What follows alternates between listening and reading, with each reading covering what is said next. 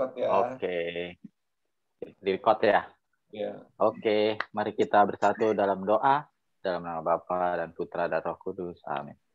Tuhan yang Maha Kasih, sungguh besar kasih setiamu kepada kami. Engkau mengaruniakan berkat kepada kami sehingga hari ini kami dapat berkumpul. Kami ingin memberikan yang terbaik bagi kehidupan beriman kami. Maka kami berkumpul untuk men-sharingkan pengalaman kami. Kiranya Engkau hadir bersama kami dalam setiap sharing kami, sehingga apa yang kami sampaikan menjadi berkat juga bagi sesama dan diri kami. Semuanya kami haturkan kepadamu, karena Engkaulah Tuhan kami kini dan sepanjang masa. Amin. Dalam nama Bapa dan Putra dan Roh Kudus. Amin. Baik, terima kasih Mas Joko. Abang-abang, selamat siang semua. Terima kasih untuk hadir di kesempatan siang hari ini.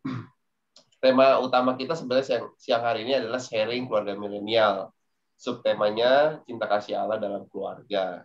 Namun dengan keterbatasan ini kita tetap mulai saja. Kita boleh di antara kita nanti sharing. Sebagai pemantik nanti ada Mas Wisnu ya. Nanti untuk menyampaikan sharingnya. Bisa waktu dan tempatnya kami persilakan sekitar 15-20 menit. Setelah itu boleh sharing dan menanggapi ataupun ingin berbagi dalam kisah dalam keluarga masing-masing. Untuk Bang Tigor, silakan nyalakan videonya, waktu dan tempat. Kami persilakan. Shalom semua. Halo. Teman-teman. Tuhan Yesus berkati. Amin. Ya, intinya bukan inti ya, inti mah nanti kali ya. Ngobrol santai aja, ngobrol santai itu tadi yang dibilang Melki, sharing keluarga milenial. Nah, gue sendiri milenial nggak tahu artinya itu, tapi yang setahu gue milenium gitu kali, gue nggak tahu deh. Intinya yang akhirnya gue tangkap adalah masa kini.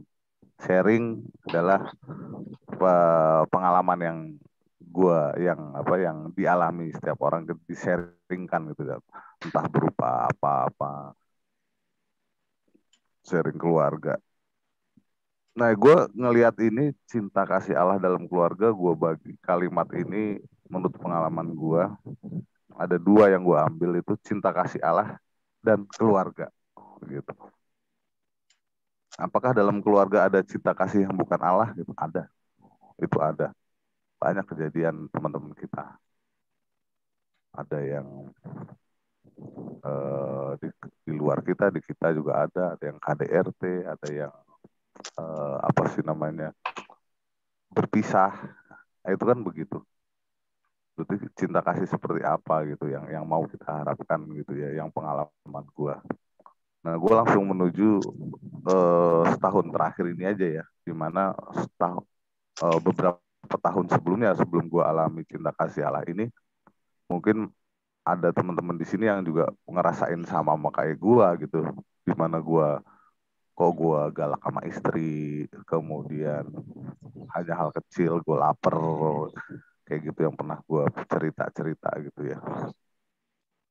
Tapi ternyata kesininya itu memang kalau kita tidak menghadirkan Allah dalam keluarga itu sangat berat, karena ada satu sisi alasannya kenapa kita harus menghadirkan Allah gitu. Ini yang pengalaman gue ya, gue rasakan, bukan ada artian mungkin bisa dijadikan bahan kalau padi gitu ya, kondisinya gitu ya. Saat itu gue ada beberapa terlibat yang pernah gue cerita terhadap klinik itu, gue membuka tabir hati gue untuk iblis. Jadi kita kan tahu bahwa penentang Allah ini, si ular tua itu dalam Kejadian, itu akan selalu mengejar kita terus gitu ya. Dia akan mengejar keturunan wanita itu gitu kan. Kemarin kita bahas di Wahyu ada itu. Termasuk kitalah ini, keturunan dari wanita itu. Siapa wanita itu? Diduga adalah Bunda Maria. Bunda Maria dinubuatkan keturunan dari Bunda Maria, otomatis Tuhan kita Yesus Kristus, bahwa yang diincar adalah keluarga oleh iblis ini. Itu sasaran tembak dari iblis untuk merenggut jiwa-jiwa keluarga, karena banyak yang luka batin yang akan diambil dalam sebuah keluarga itu, banyak yang terluka. Untuk caranya untuk milenial, yang gue bilang, karena gue hidup di zaman milenial, akhirnya gue setahun belakang ini hal-hal simpel yang mungkin sudah dilakukan sama teman-teman di sini, menghadirkan Allah. Apa sih menghadirkan Allah gitu? Kebersamaan dengan Allah dalam keluarga, khususnya cinta kasihnya.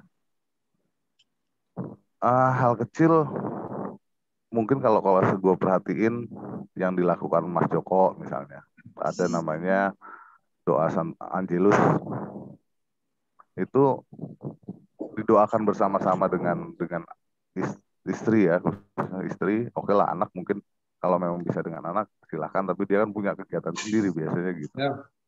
Oh? Ya. Ya mami. Jadi yang gue lewati, akhirnya gue ambil kesimpulan bahwa emosi gue terhadap anak, terhadap istri, terhadap orang tua, terhadap saudara, terhadap mertua, terhadap ini, emosi itu begitu gue menghadirkan terus Tuhan melalui doa-doa yang diajarkan, itu yang gue alami sekarang hilang. Semua emosi apa itu hilang. Jadi sukacita Allah itu ngelihat bini gue, ngelihat, kalau dulu bawanya mau sebelum terima itu ya lapar sedikit, bawanya pengen banting apa kayak gitu. Mungkin keluarga-keluarga lain mengalami itu gitu ya.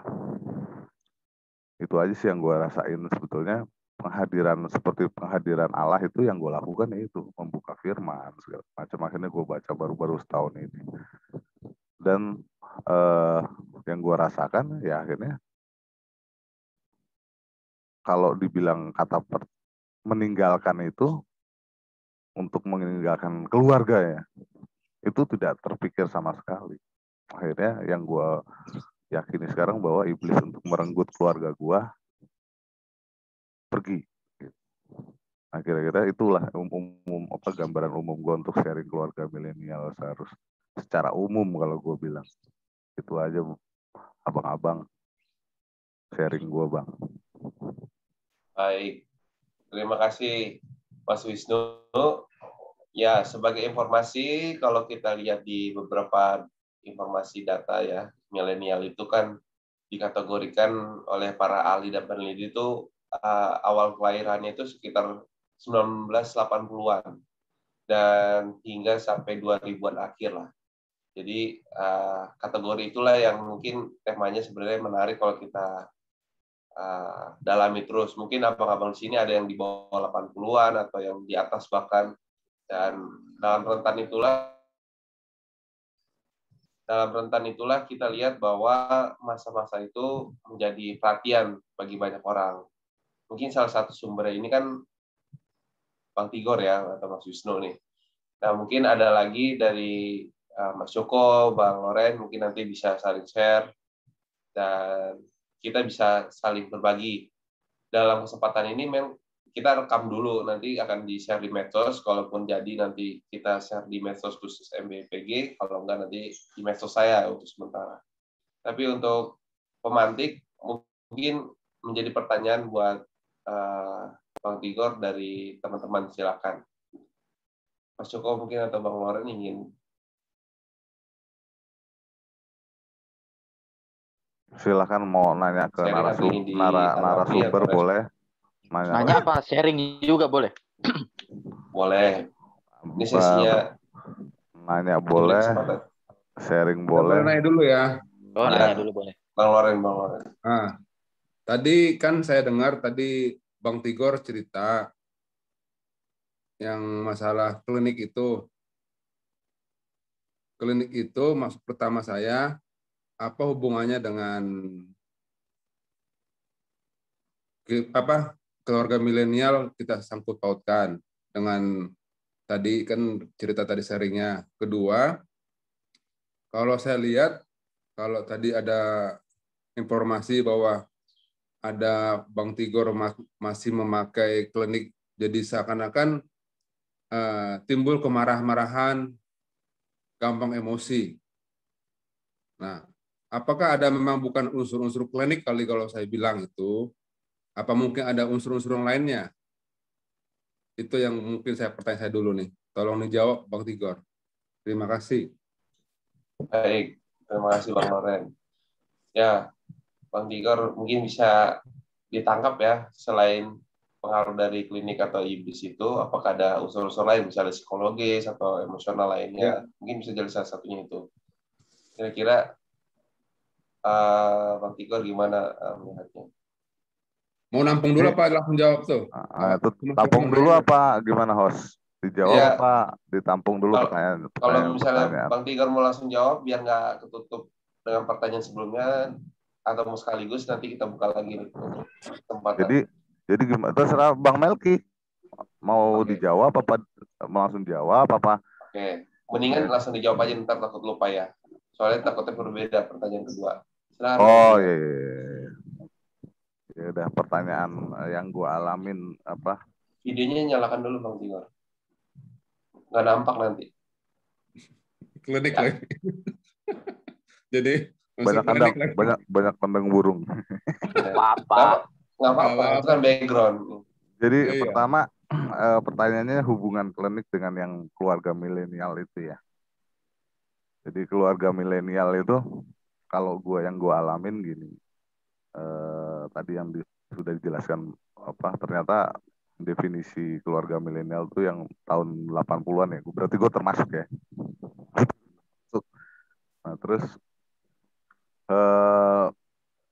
yang gue bilang klinik ini mungkin bahasa kosakata gue untuk mempermudah bahwa klinik itu berasal dari siapa? Itu berasal dari iblis yang gue alamin. Itu berasal dari iblis. Iblis ini sejak semula dia memang menggoda dari kejadian itu. Jadi ada namanya, kalau yang gue tangkap sekarang, yang akhirnya gue jalanin gitu ya. Ada dua pengetahuan di kejadian itu. Satu pengetahuan dari Allah. Kedua, buah pengetahuan. Nah, buah pengetahuan baik dan buruk itu yang dimakan sama Hawa. Itu adalah buah pengetahuan yang berpotensi disisipi oleh orang oleh yang berhubungan dengan klinik. Nah, klinik ini gue anggap nih ya kuasa kegelapan, iblis. Dan ini gue hubungkan terus sampai sekarang masalah klinik ini dengan si ular tua ini yang menggoda Hawa. Karena apa? Hawa ini kalau lo perhatiin, Hawa tidak gitu ya. Hawa ini tidak bertransaksi lah. Bahasanya apa yang enaknya ya, bertransaksi dengan Allah. Yang bertransaksi dengan Allah adalah Adam gitu. Tapi dengan Hawa tidak gitu. Makanya yang diincar Hawa gitu. Maksudnya di sini adalah klinik ini adalah sumber dari kegelapan itu yang bisa memisahkan kita dari hubungan kita dengan Allah. Hubungannya milenial ya sebetulnya sih konteksnya kalau bisa ditambahin bukan hanya keluarga milenial saja. Di bawah itu pun pasangan suami istri atau keluarga baik adik, kakak, semuanya, bukan hanya hubungan suami istri, namanya keluarga itu kan semuanya. Yang bukan milenial pun masih hidup sampai sekarang gitu ya. Itu tetap harus menghilangkan ini menurut gua ini harus menghilangkan yang berhubungan dengan klinik. Klinik itu tadi definisinya yang gua ambil Bang Loren adalah dia kuasa kegelapan. Kuasa kegelapan tuh apa sih kan gitu. Kuasa kegelapan otomatis sumber-sumber buah pengetahuan baik dan buruk yang bukan berasal dari Allah tapi dari buah iblis yang digoda oleh menggoda Hawa itulah ininya ya. Apa kalau gua anggap klinik lah bahasa ininya lah, bahasa ringannya, yaitu ke hubungannya ke arah milenialnya. Terus kalau yang pertanyaan kedua yang gua alamin gini, kalau misalnya klinik kenapa hubungannya dengan emosi? Nah, emosi itu kan bukan faktor dari ABC yang dibilang psikologi apa Bang Melki tadi ya. Psikologi. Nah, yang sekarang gua alamin tuh begini. Klinik ini yang tadi poin pertama dia adalah kuasa kegelapan. Kuasa kegelapan kenapa bisa ke emosi? Tujuan kuasa kegelapan adalah kita menentang Allah. Begitu menentang Allah, maka identitas kasih karunia Allah dalam keluarga itu serta-merta lama-lama akan menghilang. Contoh emosi, hal kecil kita emosi.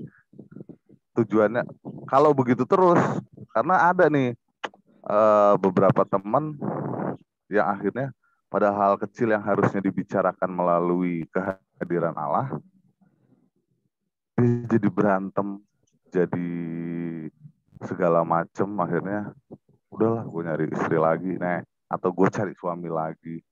Efeknya ke situ. Itu yang mau gue sambungin mengenai kuasa kegelapan itu. Makanya di ayat itu ada buah-buah roh itu adalah damai, kasih, damai, sukacita, pengendalian diri. Tapi kalau yang berasal dari iblis adalah amarah, terus apa gitu ya. Itu ada di Alkitab. Nah itu maksud gue ke arah situ. Yang gue alamin tuh itu. Jadi gue harus menghindari hal-hal kegelapan ini masuk ke dalam gue supaya dia tidak terus menguasai gue gitu. Karena jujur gue dulu juga hampir nyaris gue tinggalin bini gitu. Makanya akhirnya gue sadarin bahwa ini kayak gini nih harus benar-benar menghadirkan Allah, kira-kira gitu deh. Itu Bang. Hubungannya dengan emosi lah. Baik, Bang Tio. Bang Loren gimana? Ada yang mau ditanyakan lagi atau respon? Kalau saya tadi mau sharing masalah tadi kan di milenial ini, keluarga milenial, gimana berarti trik-trik untuk menghadapi masalah kayak tadi kata Bang Tigor, berarti harus mendekat diri kepada Allah ya, biar tidak ada kuasa kegelapan itu. Ya, karena kan kalau sekarang kalau kita lihat banyak tuh sekarang tuh ya keluarga milenial tuh banyak seperti kata Pak Adi tadi, cari pasangan lain karena mungkin kurang tajir, bisa kurang ini kan. Nah itu gimana supaya keluarga milenial di Katolik lah khususnya bisa mempertahankan pernikahan itu. Kalau cuma kita bilang kuasa kegelapan kan masing-masing pribadi masing-masing pasti beda pandangannya. Nah itu gimana caranya buat kaum muda lah yang masih mencari jati diri lah istilahnya. Kan mungkin juga ya pasti ada masalah lah setiap keluarga itu. Apalagi keluarga masih baru, menghadapinya itu gimana, Bang Tigor?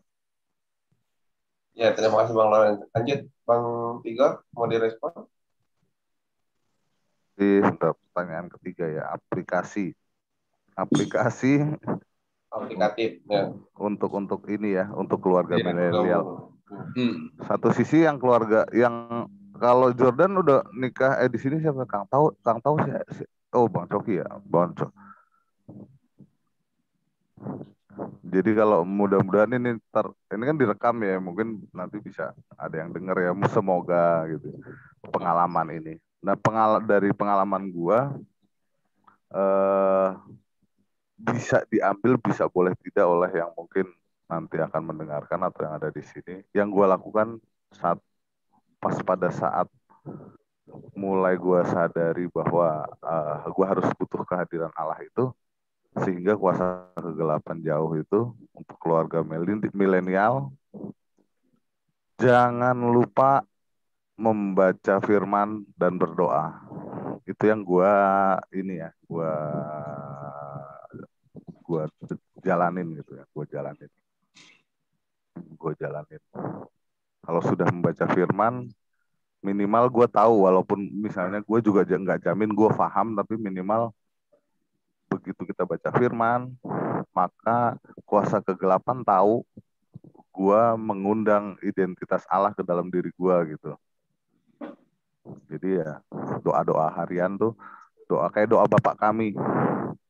Itu di Bapak kami ada di surga, dimuliakan namamu, berilah kami rezeki pada hari ini. Maksudnya di situ salah satunya, sebetulnya banyak maksudnya. Yang gue tangkap pada hari ini, berarti besok kan udah hari yang berikutnya, harus didoakan lagi gitu. Ya, disarankan, gue menyarankan, berarti gue nikah tuh udah ke berapa nih? 2007 ke sekarang berapa tahun jadinya? 16 tahun, 16 tahun, 14 tahun ya. 14 tahun. 14 tahun. Mungkin ada yang lebih. Nah, bagi yang melewati masa-masa menjelang ke 14 tahun, yaitu doa dan firman. Itu berbarengan sama keluarga. Udah itu doang sih Bang Loren. Mungkin kalau yang lain nanti di tema lain ada pengalaman sendiri-sendiri, itu appreciated banget ya. Terima kasih. Terima kasih Bang Tigor. Cukup dulu ya, Bang Loren, kita kasih kesempatan dulu ke Bang Joko nih. Sebenarnya saya juga ingin memantik lagi untuk Bang Tigor nih. Karena kalau bisa baca firman aja kan kadang-kadang orang hanya baca aja gitu, nggak mengerti. Justru apa yang harus dilakukan dalam membaca firman itu lebih lanjut gitu kan. Itu yang menjadi pemantik juga. Misalnya ikut komunitas, kitab suci dan sebagainya untuk sharing bersama dan saling menggali, itu juga penting Bang Tigor, nanti bisa ditanggapi. Tapi itu sebagai pemantik aja. Mungkin ke Mas Joko tadi ingin bertanya atau sharing, silakan Mas Joko. Kalau gue sih sharing sih ya, lebih ya, silakan Mas sharing. Ya silakan. Ya mungkin ya beberapa tahun ini menjadi tahun penuh apa ya buat keluarga gue ya. Mungkin teman-teman udah ada yang tahu ya, anak gue sakit. Kalau si Melki pernah ke rumah ya, si Lala itu anak gue nomor 2 itu sakit gagal ginjal stadium akhir. Ya udah cuci darah, sekarang menuju ke transplant. Ya mohon doanya juga buat teman-teman, semoga proses transplantnya berhasil. Jok, potong dulu. Nama anak siapa, Jok? Lengkap. Lala, panggilannya Lala. Nama lengkap boleh tahu. Skolastika Harmonikasi. Skolastika Harmonikasi. Nanti boleh dibantu doa, Pak De. Ntar aku WA kali ya. Biar nggak salah. Ya. Lanjut. Nah itu apa ya? Membuat semua yang ada di kehidupan khususnya keluarga rohani itu berubah drastis. Kalau dulu gue merasa gue ini jalanin kehidupan ini kayaknya berkat Tuhan itu nggak pernah gue minta, nggak perlu gue minta, kayaknya ngalir gitu-gitu aja, lancar aja dari usaha, rumah tangga, anak dikaruniain lengkap, cewek cowok sampai ada anak ketiga ya, itu kayaknya ngalir gitu aja, kayak ya itu kayak jadi gini, kalau misalnya gue dulu tuh dengar orang berdoa tuh. Jadi misalnya orang doa di sebuah komunitas, terus dia doanya modelnya gini. Tuhan, terima kasih atas hari baru, udara yang bisa kami hirup, terima kasih atas udara yang kami bisa hirup, hari yang baru. Itu gue kayak merasanya doa lu lebay banget gitu loh. Kalau itu gue dulu begitu modelnya. Sekarang gue lihat itulah yang memang harus disyukurin. Karena kalau kita sekarang lihat kayak orang sakit COVID, kalau nggak punya oksigen ya, waktu kemarin yang gelombang kedua baru datang itu, ya udah lewat ya. Itu gue dulu melihat orang kayak gitu. Orang kalau kesaksian dia bisa survive dari sebuah masalahnya dia yang berat, itu gue bilang, itu udah ngalir gitu aja lah, itu bukan suatu anugerah yang luar biasa. Walaupun gue dalam hati gue bilang, ya itu luar biasa lah, Tuhan luar biasa. Tapi secara dalam hati gue bilang, ya itu mah udah biasa lah. Semenjak gue alamin sendiri apa yang terjadi dalam sakitnya anak gue itu, gue jadi gue jadi lebih berubah. Gue berubah banget. Gue lebih mendekatkan diri kepada Tuhan. Mendekatkan diri kepada Tuhan. Terus ya awalnya nggak begitu. Awalnya gue protes. Kenapa kok Tuhan begini ya? Kenapa keluarga gue? Kenapa anak gue? Kenapa nggak ya yang lain lah, cari yang lain gitu loh. Kenapa harus ini terjadi pada anakku gitu. Kemudian gue introspeksi diri. Oh mungkin gue punya salah sama Tuhan. Gue kira ini sebuah karma gitu loh. Lalu punya salah kali. Iya kan. Kita mikirnya jadi kayak gitu. Wah ya, gue introspeksi diri. Gue apa ya gue salah. Kemudian gue sampai ngaku dosa sama Romo, minta waktu. Itu udah COVID itu. Waktu itu udah mulai COVID. Gue sebelum COVID kemudian nggak lama COVID. Jadi gue masih bisa ketemu sama Romo waktu itu ini pengakuan dosa. Nah, ketika peristiwa anak sakit itu benar-benar merubahnya, di mana merubahnya adalah gue kemudian menuju mendekati Allah. Yang darinya gue pikir itu semua karunia Allah itu udah biasa aja, lu nggak perlu minta. Sekarang gue merasa harus minta nih, khususnya minta kesembuhan. Itu dulu gue mikirnya gitu, gue harus minta kesembuhan nih. Terus ketika doa itu gue panjatkan ke Tuhan, gue bilang, kok ini udah doa lama kok kagak dikabul-kabulin ya sama Tuhan? Apa ya? Apa yang kurang? Gue merasa begitu loh. Apa yang kurang ya? Apa gue ada yang kurang doa apa yang gue sampai gue macam-macam doa gue jalanin, novena apa gue jalanin. Kemudian sampai gue masuk ke dalam permenungan sendiri. Gue begini, gue mikir, gue diem, gue mikir. Makanya kadang-kadang kita perlu tidak berbicara apa-apa sama Tuhan, kita cuma duduk merenung. Ya kalau bisa nyalain lilin, lu duduk merenung, mencoba mendengarkan apa kata Tuhan. Bukan lu yang ngomong terus sama Tuhan, tapi lu dengerin kata Tuhan. Gue pernah sampai di saat gue diem aja udah. Gue diem. Gue punya kebiasaan baru setelah anak gue sakit itu jam 3 siang gue doa. Jam 3 siang. Makanya nanti jam 3 siang pasti gue minta izin. Jam 3 siang gue doa. Gue doa koronka. Pernah gue sampai, ini kok kayak gue doa tuh rutin ya. Kok gue doa rutin. Gue waktu itu, gue pernah sampai suatu saat gue diem, gue nyalain lilin, gue pengen Tuhan yang ngomong. Tuhan maunya apa? Gue diem. Berapa lama ya gue nggak tahu. Gue diem. Dan gue berpikir begini. Yang gue doakan adalah selalu meminta. Gue minta sembuh, minta sembuh, minta sembuh, minta sembuh. Itu yang gue minta. Dan gue merasa, salah nih gue. Gue doanya harusnya berubah. Bukan minta, tapi pasrah. Ya Tuhan, berikanlah aku pundak yang kuat. Supaya aku bisa menjalani misi atau apa yang kau kehendaki padaku. Karena gue berpikir sendiri jadinya ya. Gue berpikir sendiri. Kalau misalnya Tuhan langsung kabulkan. Apakah iya gue akan tetap berdoa kepada Tuhan? Gue pernah punya pertanyaan sendiri di kepala gue. Ketika Tuhan mengabulkan doamu, apakah kamu akan tetap berdoa kepadaku? Gue sampai, iya. Berarti sebenarnya gue jangan selalu meminta. Ya itu banyak ya, ada banyak macam-macam yang kemudian masuk ke dalam pikiran dan masuk ke hati gue. Ya kalau lu hitung-hitung, coba dah lu hitung-hitung. Gue jadi ngomong sama diri gue sendiri gitu. Coba deh lu hitung-hitung. Berkat Tuhan tuh lebih banyak dari apa yang sekarang lu alamin. Ya lu cuma dikasih sedikit lah. Sedikit tantangan hidup, kesulitan hidup. Tapi berkat yang lu udah terima sebelumnya kan banyak. Ya gue pernah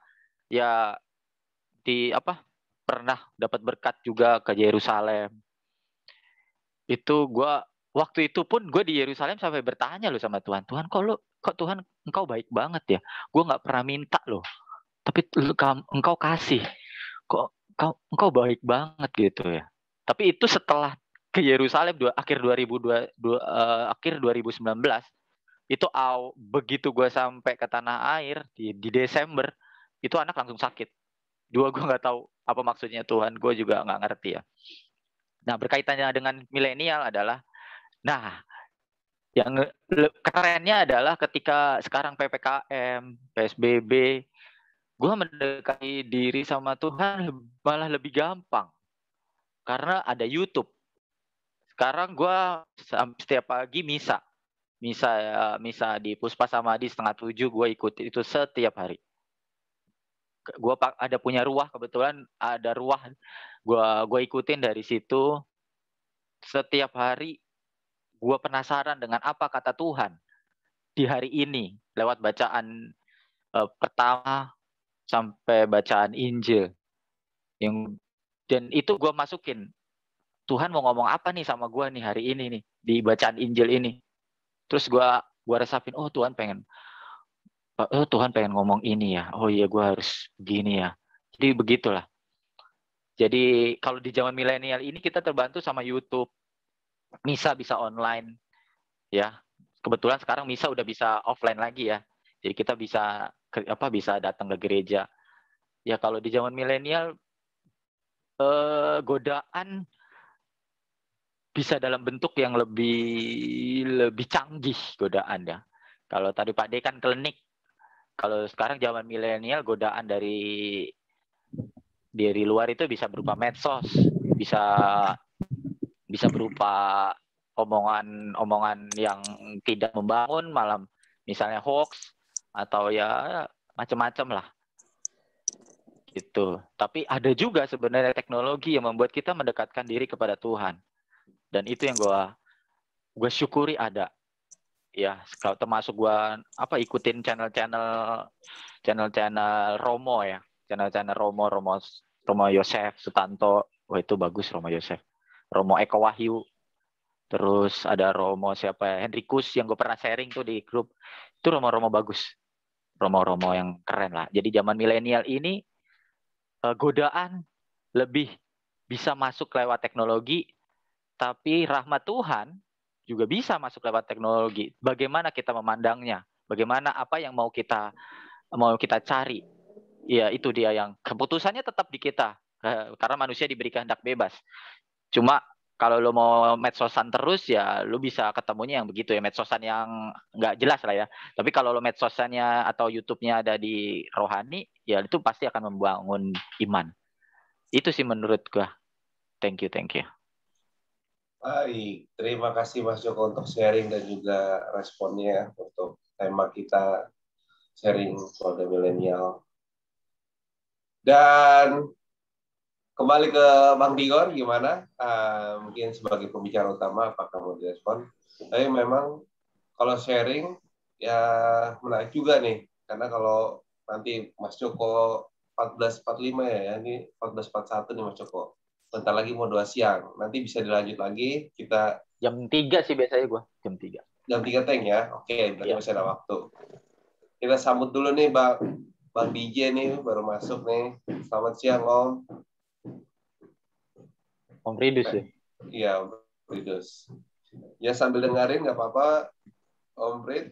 Kita lanjut ke Bang Tigor. Atau Jordan. Atau Bang ini, Kang Tao nih, Kang Tao ingin sharing atau ingin tanggapi dengan pembicara utama, silakan. Apa?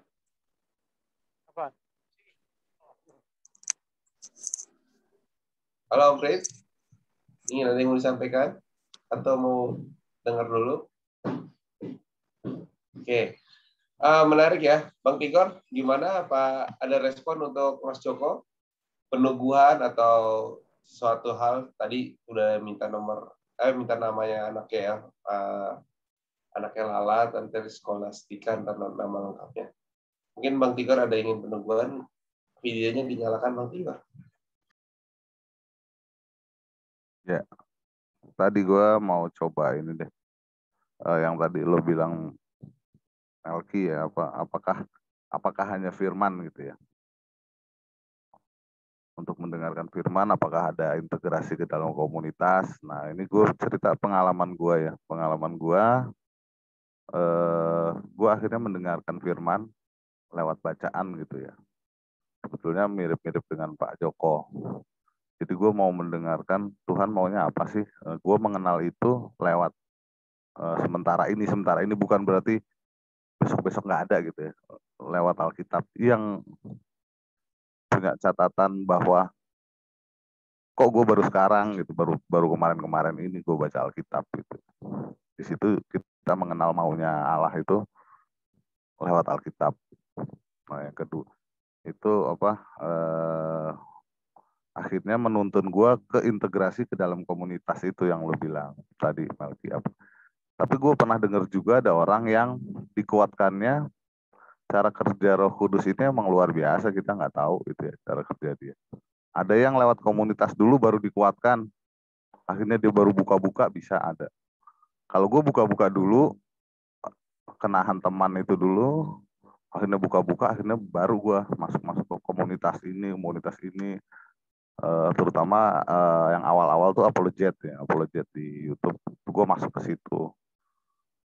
Terus akhirnya bukan terakhir ya, ada step sebelum ke sini gue masuk komunitas evangelisasi itu.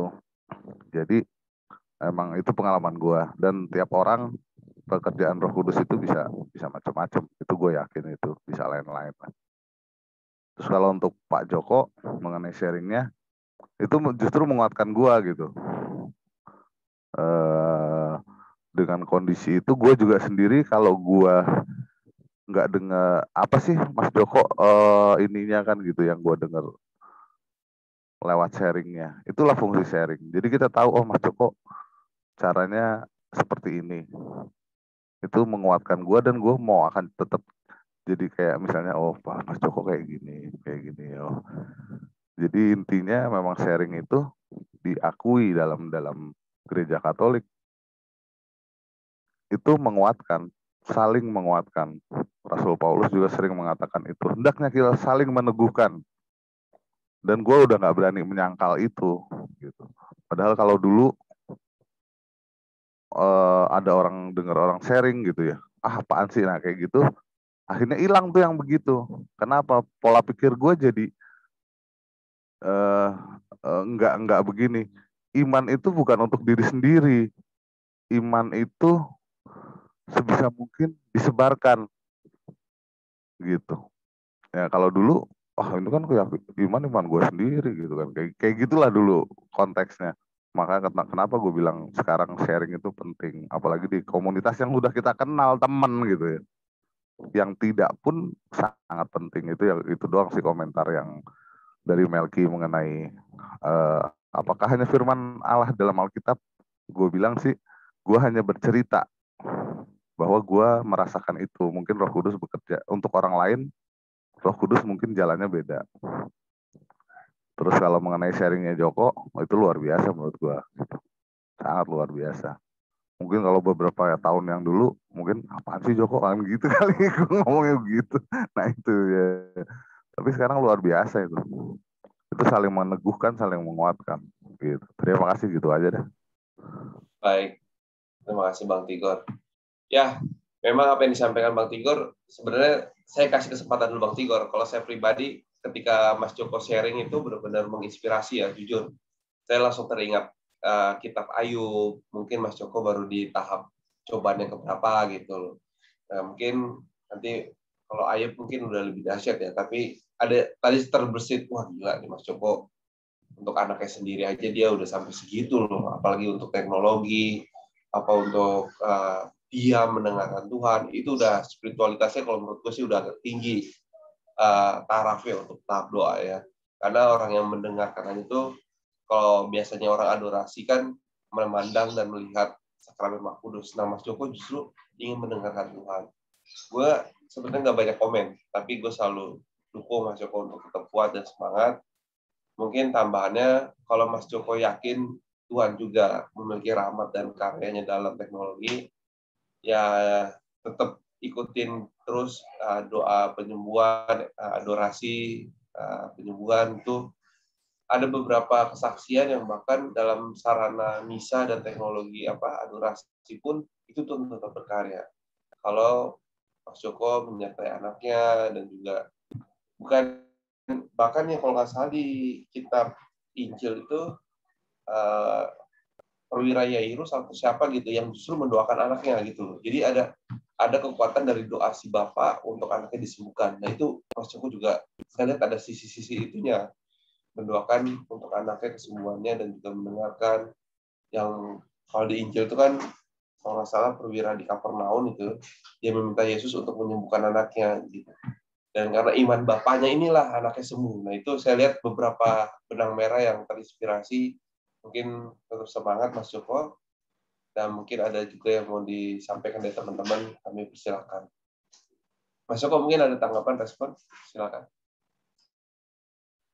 Ya, kalau gue sih, ya minta doanya buat kita, buat keluarga gue. Karena memang setelah anak gue ini sakit, anak kedua ya, yang lebih dahsyat lagi ada badai berikutnya ternyata. Anak ketiga gue juga ternyata sakit. Dan sakitnya sama. Dan itu luar biasa, gue kayak, waduh badai yang satu belum selesai, badai kedua datang lagi. Dan itu luar biasa, gue sampai speechless. Wow, gitu. Tuhan tuh maunya apa, gitu. Yang satu belum selesai, tambah satu lagi. Kayaknya gue tuh kalau gue sampai pernah komplain sama Tuhan, aku ini cuma daging. Kalau misalnya kau kasih badai berikutnya seterusnya bisa hancur aku gitu. Tapi ada sebuah firman yang kemudian gue dapet atau apa ya gue pernah dengar gitu ya, akhirnya menguatkan gue juga. Atau kata-kata orang waktu itu ya pernah. Tapi berdasarkan kata-kata rohani ya.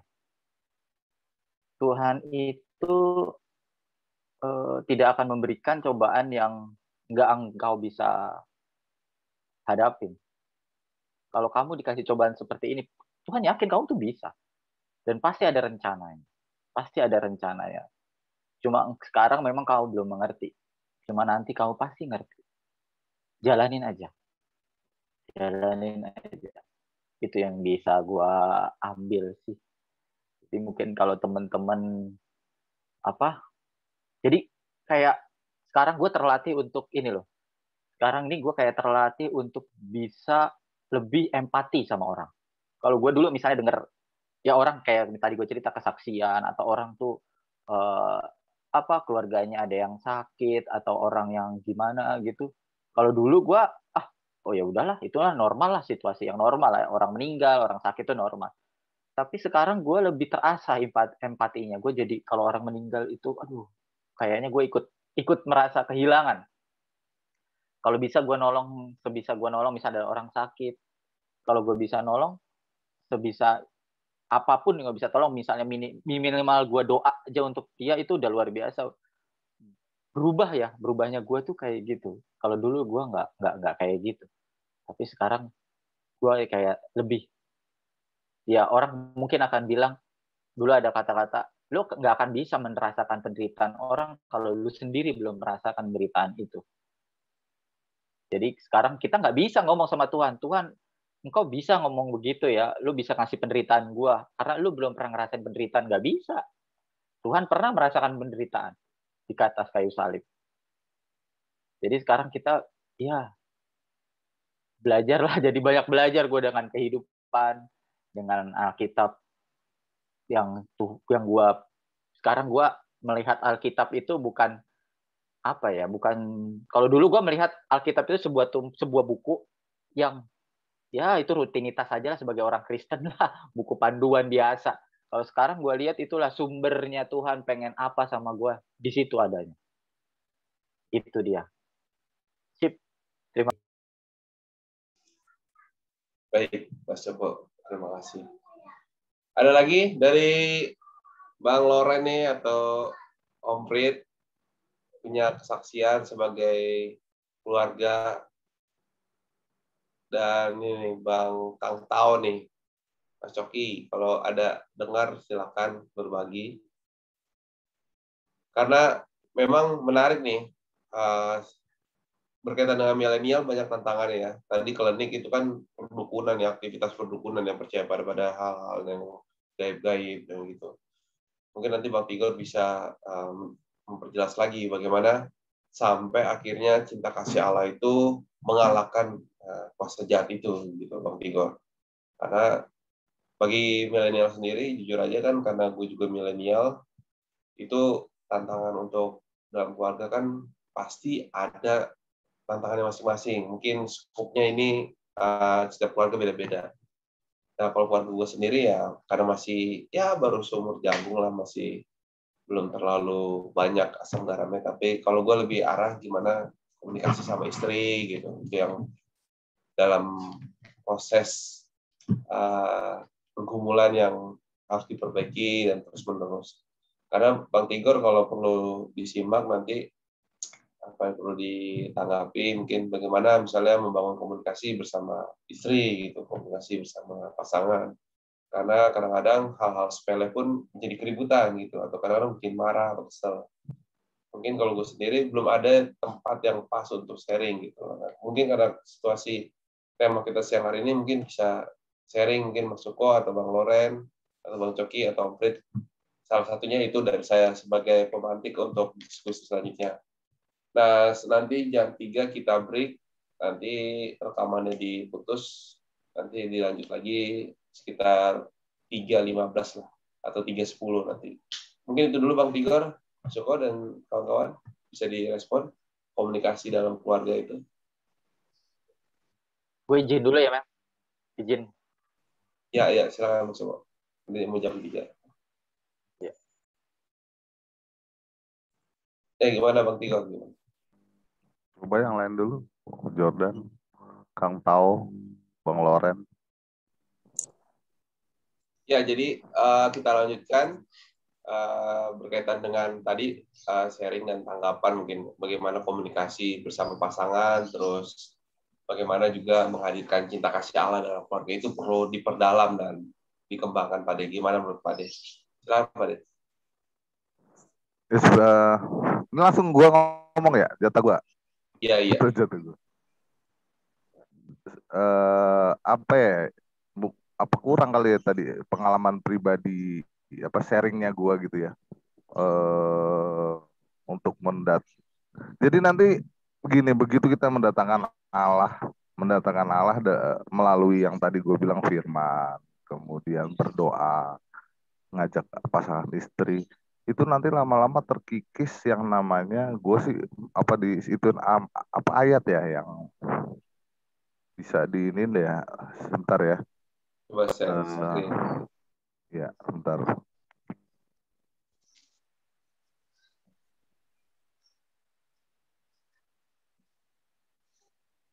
Jadi bagaimana misalnya membangun komunikasi sama istri gitu kan, itu juga. Ini Galatia 5 ayat 20, lo minta Bro Melki di-share dong. Ada lo pakai Alkitab apa bebas aja. Galatia berapa? 5. Galatia 5 ya. Gue ambil Alkitab dulu nih. Iya. Ada di ntar di share screen. Galatia 5. Ayat 20. Kelihatan ya?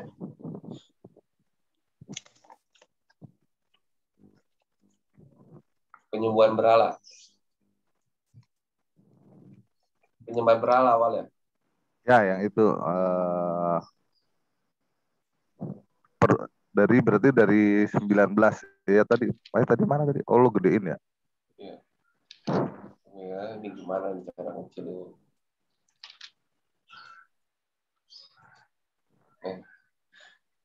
Perbuatan daging itu di awal ya.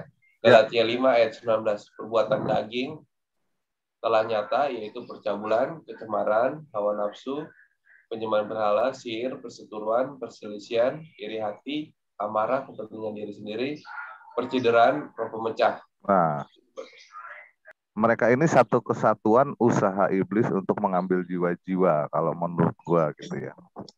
Perbuatan daging.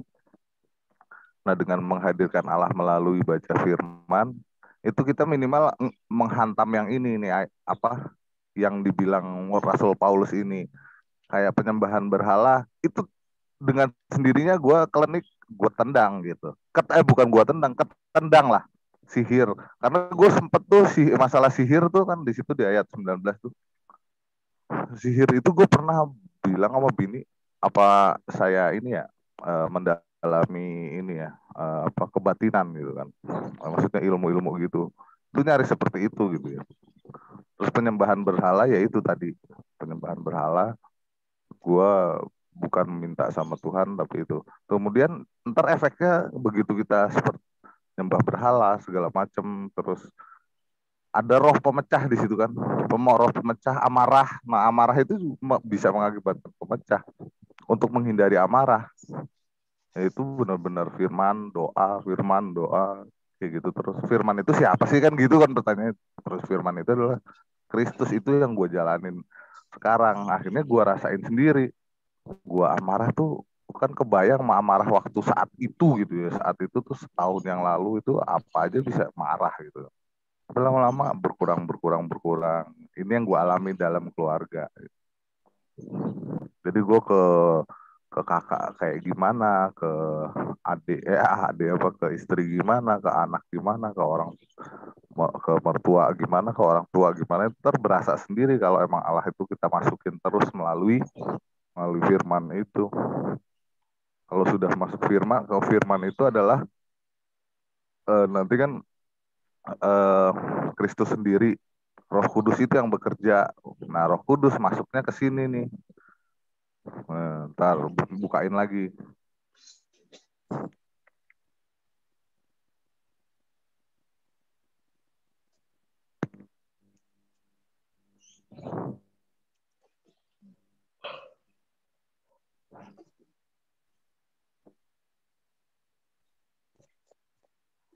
Ntar ya.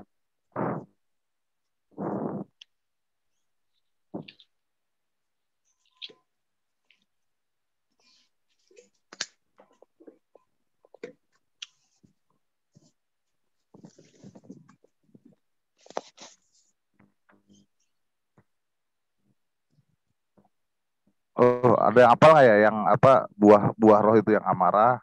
Amarah lagi. Ini suka ayat 22 nih. Ini ayat 22 nih. Hah? Ayat 22. Iya betul. Yang yang ayat 22. Akhirnya dia yang muncul ini nih. Yang dari Allah. Tetapi buah roh ialah kasih, sukacita. Jadi ini nggak berasa, misalnya contoh nih. Ini bukan obrolan ecek-ecek dari nubuatan firman ini ya. Itu ntar kita sama bini nih, kita bangun nggak sadar kita pengen cium bini kita keningnya kayak gitu loh.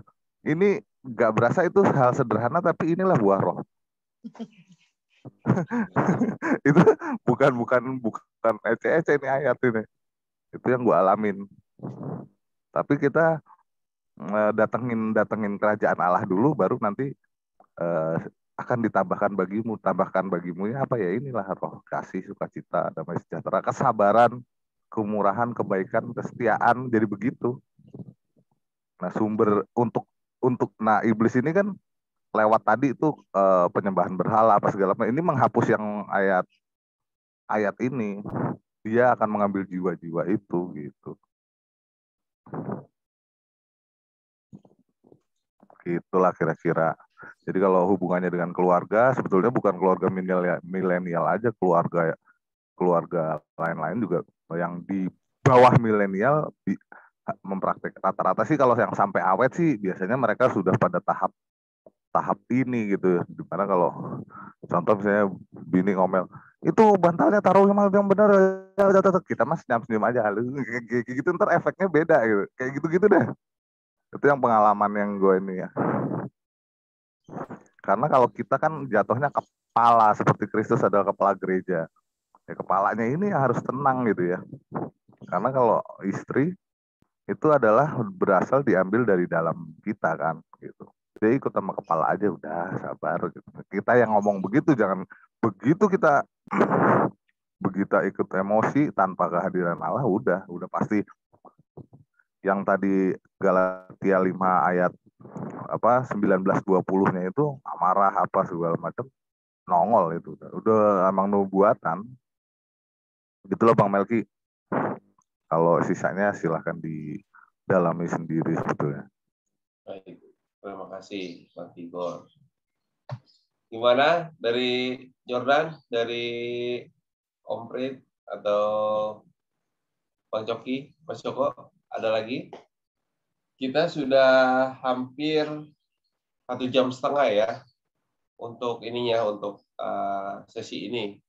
Kalaupun ada hal-hal yang mau di-sharingkan, masih ada kesempatan, tapi kalau tidak ada, nanti kita tutup Zoom-nya, baru kita lanjutkan dengan diskusi bebas, tapi nanti record-nya dimatikan. Gimana ya untuk sesi menghadirkan cerita saksi alas? Kalau saya sih, dari saya boleh kan? Ya, silakan. Kang Tau. Nah, ditambah dengan tadi itu masukan dari Pak D, kalau saya untuk keluarga milenial, berkeluarga itu yang utama itu, yang paling pokok, kalau kamu berkeluarga itu yang kamu harus ingat, karena itu juga perwakilan Tuhan, yaitu orang tua Anda.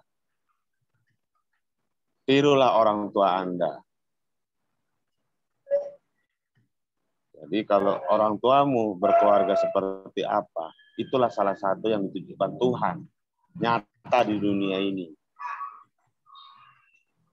Itu yang harus kamu pegang teguh. Kalau memang keluarga orang tuamu, bapak ibu akrab, nah itulah menjadi kebanggaan buat dirimu untuk kamu bisa tiru dalam keluargamu sendiri. Ya. Itu kalau saya ya, untuk orang Katolik ya, karena memang keluarga orang tua kita Katolik, itu dasar awalnya. Lihat dulu. Kau lihatlah. Gak usah jauh-jauh. Gak usah kemana-mana. Lihat orang tuamu. Itulah menjadi dasar kamu memikirkan apa yang menjadi kekurangan istri, apa yang menjadi kekurangan suami. Akhirnya ingat, loh orang tuaku juga bisa kok akur. Bisa menjalani sebagai keluarga Katolik. Ya saya juga harus bisa. Dengan banyak masalah, dengan banyak tantangan, dan tentunya orang tua kita pasti ngalami juga sebagai berkeluarga Katolik. Itu kalau saya dasarnya. Dalam berkeluarga itu yang selalu saya ambil. Saya lihat orang tua saya, wah, dan dari kecil saya dididik, dan dari kecil saya melihat orang tua ibu bapak saya, masa saya kalah? Pastikan itu kan Tuhan yang hidup, yang nyata kita lihat, ya itu orang tua, benar nggak? Kita diajarkan selalu begitu. Itulah. Terlepas, misalkan mungkin orang tua kita ada kekurangannya, ada kelebihannya, ya dasar menguatkan kita untuk keluarga milenial ini itu. Jangan lupa, kalau memang kamu susah membaca Alkitab, kamu sulit melihat ke gereja, tapi apa yang menguatkan? Ya orang tuamu. Itu buat saya. Itu aja tambahan dari Pak D yang tadi yang udah kuat dalam sisi iman di dalam Alkitabnya. Tambahan aja ya. Itu aja buat saya. Terlebih yang lainnya silahkan ditambahkan oleh teman-teman. Terima kasih. Terima kasih Kang Tau. Gitu ya. Mas Joko, Bang Jordan, Om DJ nih, Om Prit. Mungkin itu, ada hal-hal lain yang mau di-sharingkan atau mau disampaikan, masih ada waktu sekitar 15 menit. Kalau nanti tidak ada, kita bisa tutup rekamannya, nanti kita lanjutkan diskusi bebas. Gitu ya kira-kira untuk tema hari ini. Oke. Silakan. Mungkin mau nambahin dari itu Pak D tadi ya, yang buah roh itu gue ngerasain juga sih. Gue ngerasain. Gue dulu gue modelnya emosian juga. Jadi anak itu ada salah, gue tuh biasanya langsung main hukum lah gitu. Gue biasanya tuh hukumannya di kamar mandi, gue masukin kamar mandi, gue kunci, gue ituin ya. Cuma ketika sekarang gue udah mendekatkan diri ke Tuhan, lebih beda penanganannya. Jadi kayak diajak anak itu diajak ngomong, gimana, kenapa kamu begini, maunya gimana, lebih sabar sampai anaknya sendiri akhirnya bisa lebih lebih ini juga ya, anaknya akhirnya juga lebih ngertiin kita, kitanya bisa menahan emosi. Itu gue sendiri nggak sadar ketika istri ngomong, ya sekarang kamu beda ya nanganin anaknya, sekarang udah beda. Nggak kayak dulu, kalau dulu modelnya masih emosian, sekarang udah beda gitu. Jadi kayaknya ya itulah buahnya ya, buahnya Kak, buah dari sebuah ya kita mendekatkan diri kepada Tuhan. Ya buah-buah roh itu ada di dalam kita, tinggal di dalam kita.